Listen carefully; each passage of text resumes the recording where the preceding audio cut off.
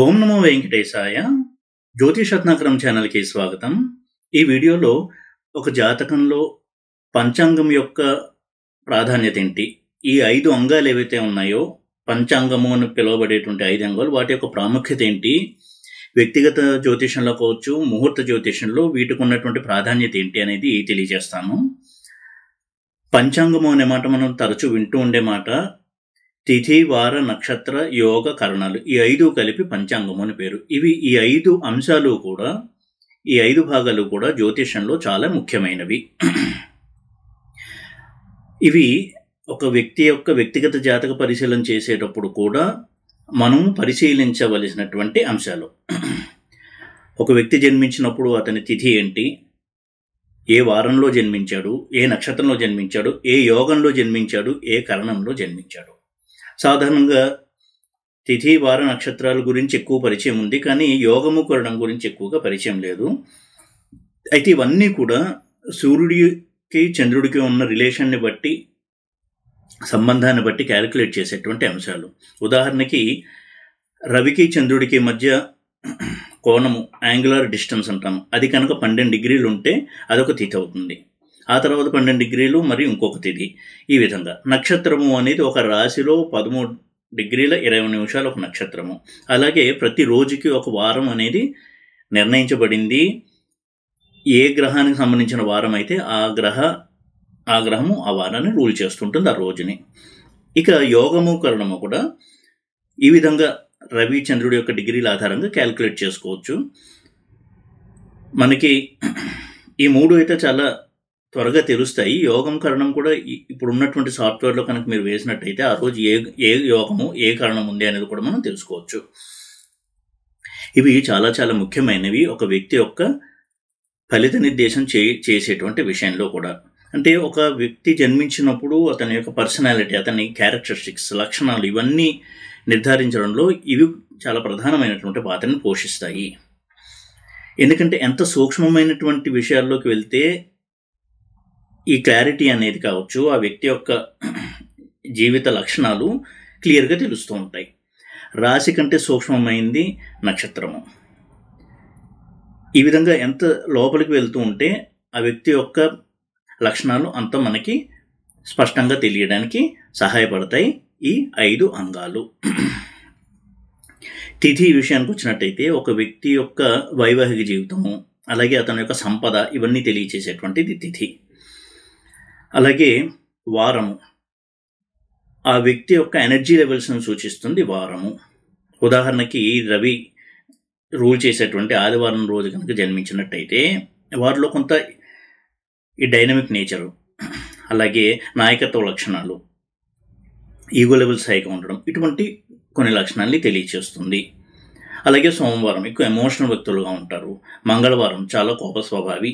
ఇవి కొంతవరకు మనకి తెలియచేస్తాయి. అయితే ఇతర కాంబినేషన్స్ అన్నీ చూసి లగ్నంలో ఉన్నటువంటి గ్రహాలు, లగ్నాన్ని ప్రభావితం చేస్తున్న గ్రహాన్ని బట్టి మనం నిర్ణయం చేసుకోవాలి. అయితే ఏ విధంగా వీటిని పరిశీలన చేయాలనేది కూడా నేను తెలియజేస్తాను, కేవలం లక్షణాలే కాకుండా. ఇక నక్షత్రం విషయానికి వస్తే, ఇంతకుముందు కూడా నేను నక్షత్రాల గురించి వీడియో చేయడం జరిగింది. ఒక నక్షత్రంలో జన్మించిన వ్యక్తి యొక్క లక్షణాలు ఎలా ఉంటాయి, అతని పూర్వజన్మ కర్మ సంబంధం ఏంటి, ఏ విధంగా అతను తన యొక్క స్వభావాన్ని మార్చుకోవడం వల్ల ఉత్తమమైన ఫలితాలు పొందుతాడు, ఇలాంటివన్నీ కూడా తెలియజేస్తాయి నక్షత్రాలు. యోగం కూడా ఒక వ్యక్తి యొక్క సుఖ దుఃఖాలు, జీవితంలో అనుభవించేటువంటి సుఖాలు, భోగాలు, కష్టాలు, వీటిని తెలియజేసేవి యోగాలు. అలాగే కరణము, ఇది ఒక వ్యక్తి యొక్క కెరియర్, వృత్తి, అతని జీవితం ఎలా ఉంటుంది, ఎలా జీవితాన్ని సాగిస్తాడు, అలాగే అతని ఆశయ సిద్ధి ఎలా ఉంటుంది, అతని కోరికలు తీరడం అనేది ఎంతవరకు ఉంటుంది, సుఖదుఖాలు, తృప్తి, ఇవన్నీ తెలియజేసేది కరణము. ఇక ఈ 5 కూడా మనం పరిశీలన చేయాలి ఒక జన్మజాతకంలో. అందుకే ప్రతిరోజు కూడా దేవతార్చన చేసేటప్పుడు సంకల్పంలో తిథివార నక్షత్రాలు, యోగ కరణాలు చెప్పుకోవడం అనేది మంచి సంప్రదాయంగా చెప్పబడింది. ఎందుకంటే వీటిని స్మరించినంత మాత్రాన వీటి దేవతలు, ప్రతి తిథిని ఒక దేవత పాలిస్తూ ఉంటుంది. అలాగే వారాన్ని, అలాగే నక్షత్రాన్ని, ఆ దేవతల యొక్క అనుగ్రహం మనకి ఉంటుంది. కాబట్టి ప్రతిరోజు కూడా ఈ పంచాంగాన్ని మనం స్మరించుకోవాలి. ఉదాహరణకి తిథిని కనుక స్మరించినట్టయితే సంకల్పంలో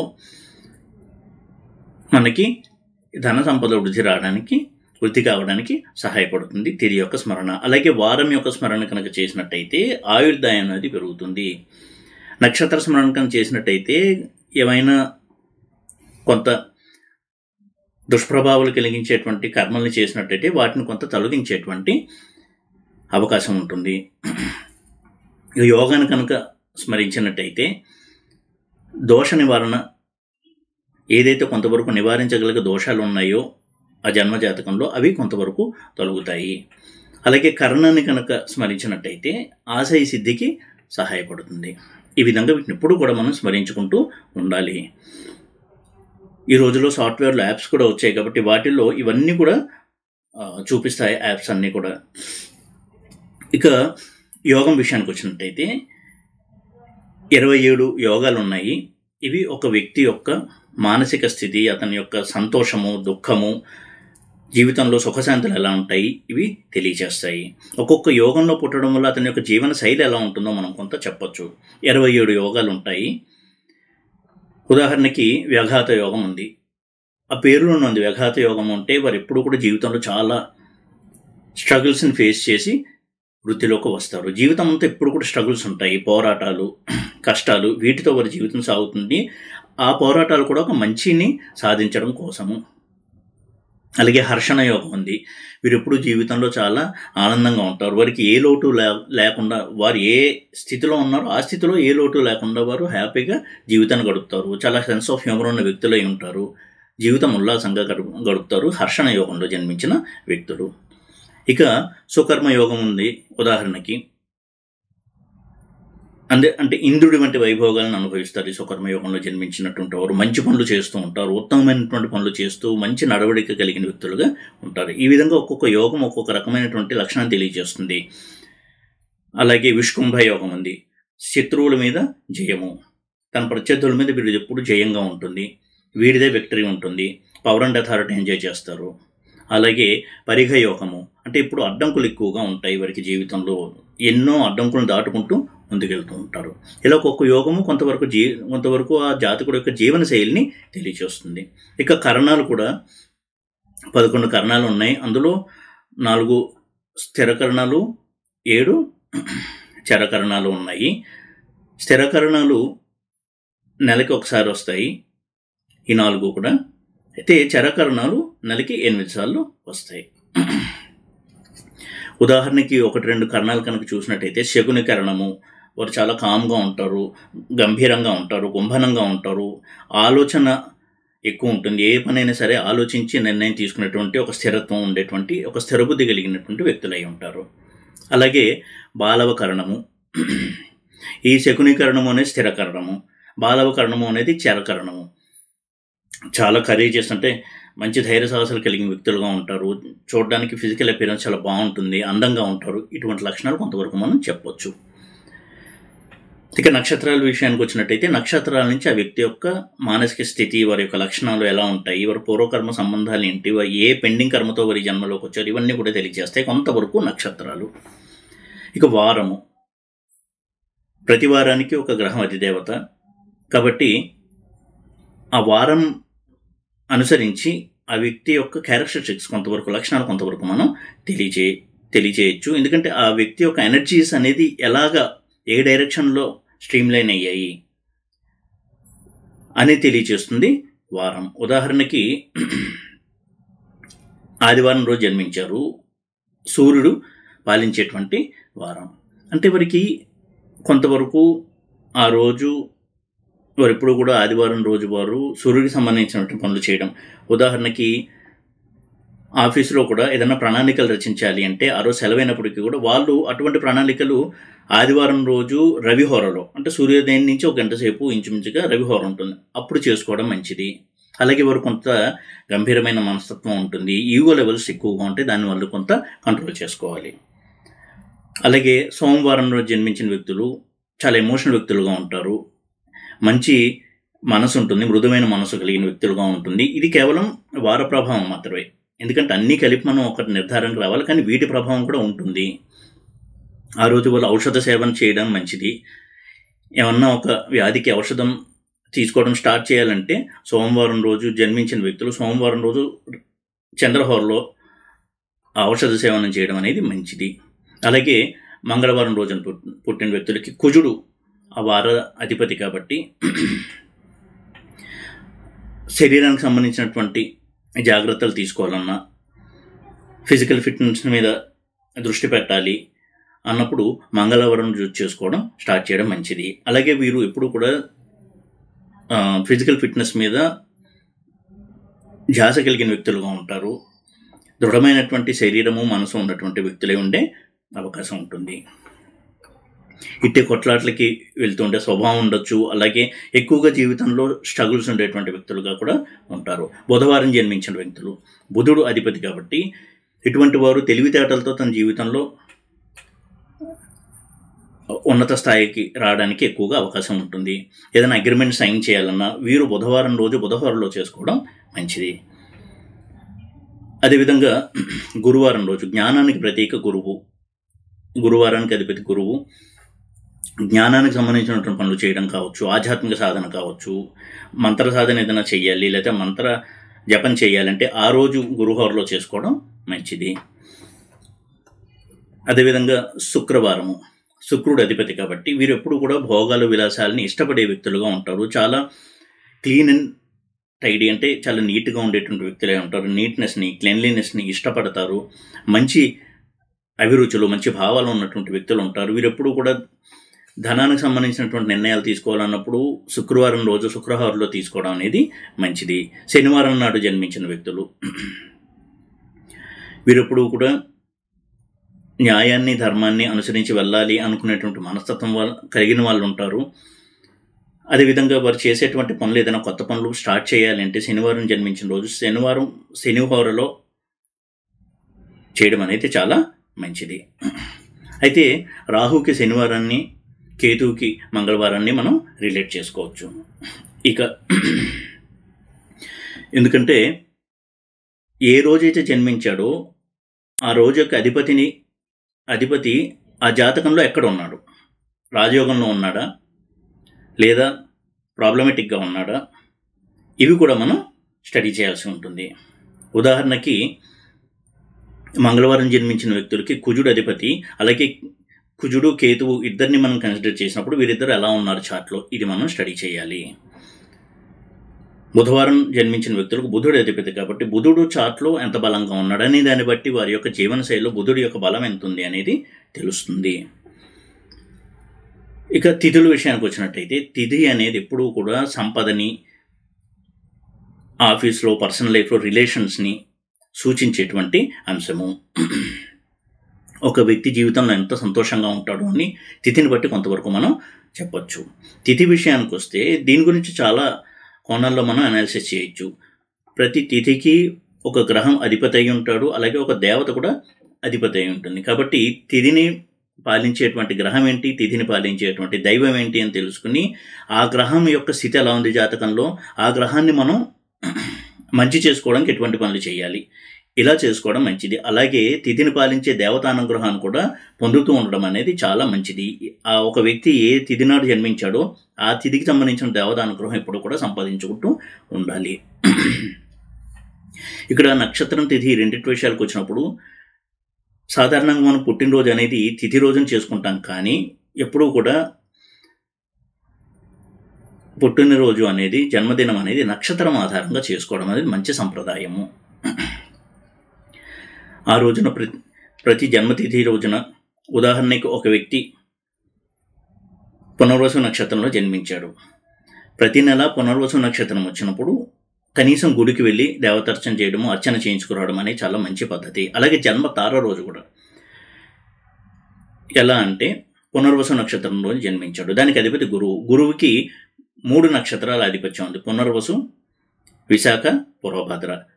పునర్వసు నాడు జన్మించిన వ్యక్తులు పునర్వసు నక్షత్రం ఉన్నప్పుడు ఒక నెలలో, అలాగే విశాఖ నక్షత్రం ఉన్నప్పుడు, పూర్వభద్ర నక్షత్రం ఉన్నప్పుడు కూడా గుడికి వెళ్ళడము, కొంత దైవకార్యం చేయడము, పుణ్యకార్యాలు చేయడము అనేది చేయడం వల్ల ఆయువృద్ధి అనేది జరుగుతుంది. ఆయుర్వృద్ధికి మంచిది అది. ఈ విధంగా కూడా మనకి చెప్పడం జరిగింది. ఇక తిథుల విషయానికి వచ్చినట్టయితే ఒక్కొక్క గ్రహము ఒక్కొక్క తిథిని పాలిస్తూ ఉంటుంది. ఉదాహరణకి పాడ్యమి, దీన్ని పాలించే గ్రహము రవి. అలాగే నవమి, చంద్రుడు ద్వితీయ దశమి, కుజుడు తృతీయ ఏకాదశి, బుధుడు చతుర్థి ద్వాదశి, గురువు పంచమి త్రయోదశి, శుక్రుడు షష్ఠి చతుర్దశి, శని సప్తమి పౌర్ణమి అమావాస్య, అలాగే రాహువు అష్టమి పాలిస్తూ ఉంటారు. ఆ గ్రహాల స్థితి ఎలా ఉందో చూసుకోవాలి. వాటికి సంబంధించినటువంటి నెగిటివ్గా ఉంటే ఎప్పుడు కూడా లైఫ్ లాంగ్ ఆ గ్రహం యొక్క అనుగ్రహాన్ని పొందడానికి మనం ఎప్పుడు ప్రయత్నించాలి. అలాగే తిథుల్ని పంచభూతాల కేటగిరీ ఆధారంగా కూడా చెప్పడం జరిగింది. ఉదాహరణకి నంద తిథి, ఇది అగ్నితత్వ తిథి.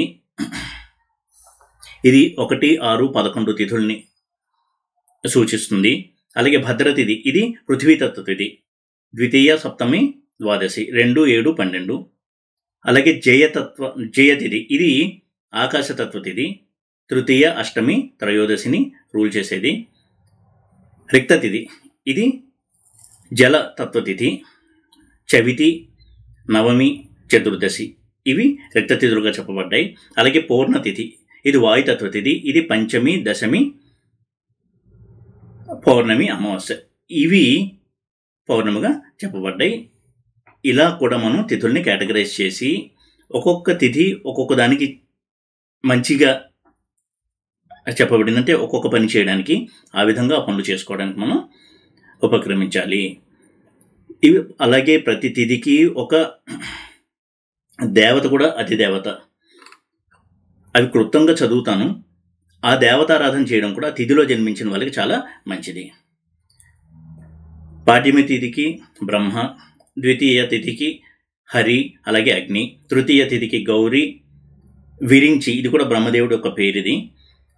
చవితి తిథికి యమ, విష్ణు, పంచమి తిథికి చంద్రుడు, గౌరీ, షష్ఠి తిథికి సుబ్రహ్మణ్యుడు, అగ్ని, సప్తమి తిథికి ఇంద్రుడు, యముడు, అష్టమి తిథికి వసువులు, సర్ప దేవతలు.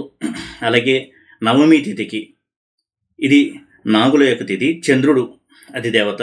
దశమి నాటికి అర్యమ, అలాగే కార్తికేయ. ఏకాదశికి రుద్ర, సూర్య. ద్వాదశికి ఆదిత్య, ఇంద్ర దేవతలు. త్రయోదశికి మన్మథుడు, మహేంద్రుడు లేదా ఇంద్రుడు. చతుర్దశికి కాళీ, వాసవ అంటే ఇంద్రుడు దేవతలు. పౌర్ణమి అలాగే అమావాస్యకి విశ్వే దేవతలు, పితృదేవతలు. ముఖ్యంగా పౌర్ణమికి నాగులు, అమావాస్యకి దుర్గ. ఈ విధంగా మనం ఏ తిథిలో జన్మించామో దానికి సంబంధించిన దేవతారాధన ఇప్పుడు లైఫ్ లాంగ్ చేసుకోవడం చాలా చాలా మంచిది. ఆ దేవతానుగ్రహం వలన, ఆ తిథి వలన మనకి మంచి ఫలితాలు, ఆ తిథి దేవతల వలన ఆ అనుగ్రహాన్ని మనం పొందుతాం. ఇది ఎప్పుడు కూడా ఆ తిథిలో జన్మించిన వ్యక్తులు ఆరాధన చేయడం అనేది కూడా ఒక మంచి సంప్రదాయంగా చెప్పబడింది. ఇక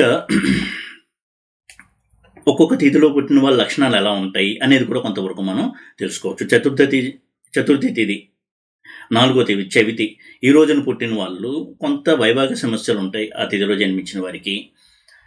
కానీ మంచి కౌన్సిలర్స్, అంటే ఎవరన్నా కష్టంలో ఉన్న వారికి ధైర్యం ఇచ్చేటువంటి మాటలు చెప్పడము, ఇటువంటి కౌన్సిలింగ్ ఇవ్వగలిగే శక్తి ఉంటుంది. అలాగే వారి తల్లికి వీరంటే చాలా ఎక్కువ ఇష్టం ఉంటుంది. తల్లి ప్రేమ అనేది పుష్కలంగా పొందుతూ ఉంటారు. వారి తల్లి వీడిని ఎప్పుడు చాలా బాగా చూసుకునేటువంటి తల్లి అయి ఉంటుంది. ఇలా కొన్ని తిథులు కొన్ని లక్షణాలు ఉన్నాయి. నవమి తిథి నాడు జన్మించారు ఫర్ ఎగ్జాంపుల్, వారికి ధార్మిక దృష్టి ఎక్కువగా ఉంటుంది. జీవితంలో ఎన్నో కష్టాలని అనుభవించి ఉన్నత స్థితికి వస్తారు. అష్టమి తిథి ఉంది, వారికి అట్రాక్టివ్ పవర్ ఉంటుంది. ముఖ్యంగా ఆపోజిట్ సెక్షన్ బాగా అట్రాక్ట్ చేసేటువంటి లక్షణాలు ఉంటాయి. ఈ విధంగా ప్రథమ తేదీ రోజు జన్మించిన వ్యక్తులు, అంటే పాడ్యమి తేదీ రోజు కనుక జన్మించినట్టయితే వైవాహిక జీవితం బాగుంటుంది. అయితే ఇదే కనుక కొంత నెగిటివ్ కాంబినేషన్స్ ఉన్నట్టయితే ఆ ప్లానెట్కి ఎక్స్ట్రా మ్యారిటల్ అఫైర్స్ కూడా ఉండేటువంటి అవకాశం ఉంటుంది. ద్వితీయ తిథికి వీరు ఎప్పుడు కూడా సత్యాన్ని మాట్లాడే వ్యక్తులుగా ఉంటారు. సత్యం మీద ఎక్కువగా పూనుకుండేటువంటి వ్యక్తులుగా ఉంటారు. అందరి చేత అభిమానించబడేటువంటి వ్యక్తులుగా ఉంటారు. ఈ విధంగా చాలా మంచి క్వాలిటీస్ అనేవి ఉంటాయి ఈ ఇదే రోజు జన్మించిన వ్యక్తులకి. వీరికి ఇటువంటి ఆయుధాలు వాటిని ప్రయోగించడము వీటి మీద చాలా ఒక నైపుణ్యం అనేది ఉంటుంది. తృతీయ తిథి రోజు జన్మించిన వ్యక్తులు అంటే తదియ అంటాము.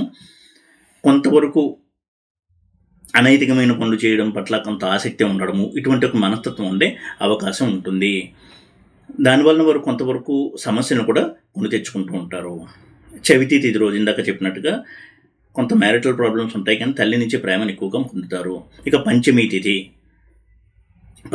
రోజు కనుక జన్మించినట్టయితే చాలా తెలివితేటలు కలిగిన వ్యక్తులుగా ఉంటారు, దీర్ఘాయుధం కలిగిన వ్యక్తులుగా ఉంటారు, మంచి మోరల్ క్యారెక్టర్ అనేది ఉంటుంది. షష్ఠి తిథి రోజు కనుక జన్మించినట్టయితే వీరు స్నేహాన్ని కోరుకునేటువంటి వ్యక్తులుగా ఉంటారు, స్నేహాన్ని ఇష్టపడే వ్యక్తులుగా ఉంటారు. చాలామంది తన మేలు కోరుకునే స్నేహితులు వీరికి ఉంటారు. సప్తమి తిథి రోజున కనుక జన్మించినట్టయితే సాధారణంగా ఇది ధనవంతులుగా చేయడానికి ఉపయోగపడేటువంటి తిథి, మంచి క్యారెక్టర్ ఉండేటువంటి వ్యక్తులుగా ఉంటారు. ఎప్పుడు కూడా పెద్దల్ని గౌరవించడము, ఇటువంటి చాలా మంచి లక్షణాలు ఉంటాయి. అష్టమి తిథి రోజు కనుక జన్మించినట్టయితే చాలామంది స్త్రీలతో పరిచయాలు, స్నేహాలు ఉండే అవకాశం ఉంటుంది. అట్రాక్టివ్ పవర్ ఎక్కువగా ఉంటుంది వీరికి. చాలా విషయాల మీద ఆసక్తి ఉంటుంది. మాటలో ఒక ఆకర్షణ ఉండేటువంటి వ్యక్తులుగా ఉంటారు. ఇక నవమి తిథి రోజు కనుక జన్మించినట్టయితే వీళ్ళు చాలా ప్రతాపవంతులుగా ఉంటారు. ఏ కష్టం వచ్చినా సరే ధైర్యంగా నిలబడి సాధించినటువంటి గుండె ధైర్యము, మనోధైర్యం ఉన్నటువంటి వ్యక్తులుగా ఉంటారు. అందుకే వీళ్ళు శత్రుహంతారకులుగా ఉంటారు. అంటే శత్రువుల మీద జయం సాధించేటువంటి వ్యక్తులుగా ఉంటారు. ఏ సందర్భంలో అయినా సరే, ఏ రంగంలో అయినా సరే వీరిదే పై చేయిగా ఉంటుంది తన ప్రత్యర్థి మీద. ఇటువంటి లక్షణాలు ఇస్తుంది నవమి తిథి. ఇక దశమి తిథి రోజు చూసినట్టయితే జన్మించినట్టయితే వీరికి బిజినెస్ సెన్స్ బాగుంటుంది. వ్యాపారవేత్తలుగా రాణించడానికి తిథి బాగా సహాయపడుతుంది. చాలా తెలివైనటువంటి వ్యక్తులుగా ఉంటారు. ఏకాదశి తిథి కనుక జన్మించినట్టయితే చాలా రూల్స్, రెగ్యులేషన్స్ ఎక్కువగా ఉంటాయి, క్రమశిక్షణ అనేది ఎక్కువగా ఉంటుంది. అయితే కొంత పరస్త్రీ వ్యామోహం వల్ల కొంత సమస్యను కొని తెచ్చుకునేటువంటి అవకాశం ఉంటుంది.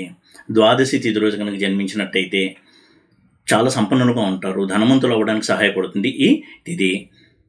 శత్రువులు ఉన్నప్పటికీ కూడా తన యొక్క తెలివితేటలతో వారి నుంచి తప్పించుకుని వారి మీద జయాన్ని సాధిస్తూ ఉంటారు.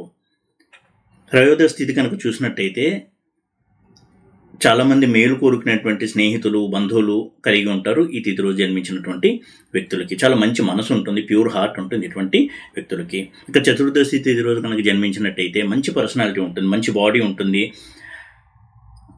ఆదర్శవంతమైన భావాలు ఉంటాయి, మంచి నడవడిక ఉంటుంది. ఈ విధమైనటువంటి ఉత్తమ లక్షణాలు ఉంటాయి చతుర్దశి రోజు జన్మించినట్టయితే. ఇక పౌర్ణమి రోజు కనుక జన్మించినట్టయితే దీర్ఘాయుర్దాయం ఉంటుంది, చాలా లక్కీ పర్సన్స్గా ఉంటారు. జీవితంలో ఏ లోటు లేకుండా బ్రతకడానికి వారికి ఎప్పుడు కూడా పరిస్థితులు అనుకూలిస్తాయి. ఇక అమావాస్య రోజు కనుక జన్మించినట్టయితే చాలా మంచి తెలివితేటలు ఉన్నటువంటి వ్యక్తులుగా ఉంటారు. జీవితంలో సుఖభోగాల్ని అనుభవిస్తారు. మనం అమావాస్య రోజు జన్మించడానికి చాలా నెగిటివ్గా ఫీల్ అవుతాం తప్ప అమావాస్య రోజు జన్మించిన వ్యక్తులు ఎప్పుడూ కూడా జీవితంలో సుఖభోగాలను అనుభవించడానికి అవకాశాలు ఎప్పుడూ ఉంటాయి ఆ తిథి రోజు జన్మించిన వ్యక్తులకి. ఇవన్నీ కూడా కేవలం ఈ తిథి, వార, నక్షత్రాల రోజు జన్మిస్తే ఉండే ఫలితాలు మాత్రమే.